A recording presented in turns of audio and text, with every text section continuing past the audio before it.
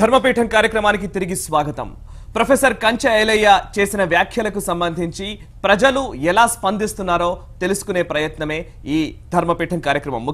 సంతృప్తిగా ఉంటుంది. Okay okay caller తో మాట్లాడదాం సార్. నారాయణపేట నుంచి శాంతానంద పురోహిత్ గారు ఫోన్ లైన్ లో ఉన్నారు. శాంతానంద గారు, మీ అభిప్రాయం ఏంటి చెప్పండి. సార్ నమస్తే అండి. నమస్తే అండి, చెప్పండి. ముందుగా భారత్ టుడే ఛానల్ వారికి ప్రత్యేక ధన్యవాదాలు ఈ చర్చను చేపట్టినందులకు గాను.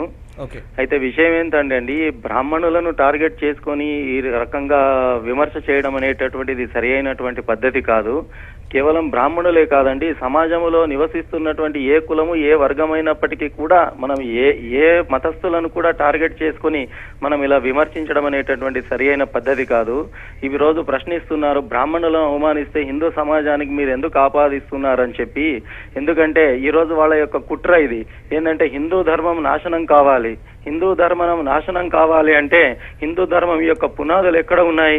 హిందూ ధర్మం యొక్క పునాదులు ఈ మఠాల లోపల, మందిరాల లోపల మఠాధిపతులు, పీఠాధిపతులు, ఈ యొక్క అర్చక వ్యవస్థ, పురోహిత వ్యవస్థ ఏదైతే ఉందో ఇది గట్టిగా ఉన్నంత కాలం ఈ హిందూ ధర్మాన్ని నాశనం చేయలేము, మనం ఏమీ చేయలేమనేటటువంటి ఒక కుట్రను పన్ని వీళ్లను నీరుగారిస్తే తప్ప హిందూ ధర్మాన్ని నాశనం చేయాలని చెప్పి ముఖ్యంగా బ్రాహ్మణులను టార్గెట్ చేసుకుని ఇలా మాట్లాడడం అనేటటువంటిది చాలా విడ్డూరమైనటువంటిది. అంతేకాకుండా చెప్తున్నారు బ్రాహ్మణులు సోమరిపోతులు అని చెప్పి.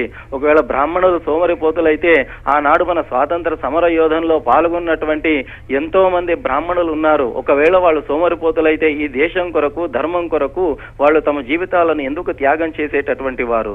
ఒకవేళ బ్రాహ్మణులు నిజంగా సోమరిపోతులైతే మరి ఈ రోజు సంఘ సంస్కర్తలు మనం పేర్లు గనక మనం వరుసగా తీసినట్టయితే దాదాపు 100లో 80% బ్రాహ్మణులే ఉన్నారు. మరి ఒకవేళ నిజమైన సోమరిపోతులు బ్రాహ్మణులైతే సంఘ సంస్కర్తలుగా ఉండి ఈ సమాజాన్ని బాగుపరిచేటటువంటి బాధ్యత వాళ్ళు ఎలా తీసుకునేటటువంటి వారు? అంతేకాదంటే ఇంకొక విషయం ఏంటంటే, ఈ రోజు మనం ఢిల్లీ గనక దేశ రాజధాని అయినటువంటి ఢిల్లీని గనక మనం వెళ్లి చూసినట్టయితే అక్కడ సులభ్ కాంప్లెక్స్ లో నిర్వహిస్తున్నటువంటి వాళ్ళు బ్రాహ్మణులు. 100 మంది ఈ యొక్క పైకాణాలను శుద్ధి చేయడంలో దాదాపు 190 మంది బ్రాహ్మణులే ఉన్నారు. రిక్షా పుల్లర్స్ కూడా బ్రాహ్మణులే ఉన్నారు. మరి అలాంటప్పుడు బ్రాహ్మణులు శ్రమజీవులు కాదు, వీళ్ళు ఉత్పత్తికి పనికిరారు అని చెప్పి బ్రాహ్మణులను టార్గెట్ చేసుకోవడం అనేటటువంటిది పద్ధతి కాదండి. రైట్ శాంతానంద పురోహిత్ గారు, థ్యాంక్ యూ వెరీ మచ్. మీరు చెప్పిన అనేక అంశాలు ప్రస్తుతం ప్రేక్షకులు కూడా విన్నారు. ముఖ్యంగా శాంతానంద గారు చెప్తున్న మాట కూడా అదే. ఇక్కడ సమాజంలో అన్ని కులాల వారు అన్ని పనులు చేస్తున్నారు. ఇటువంటి టైంలో ఒక సమాజాన్ని స్థాపించుకునే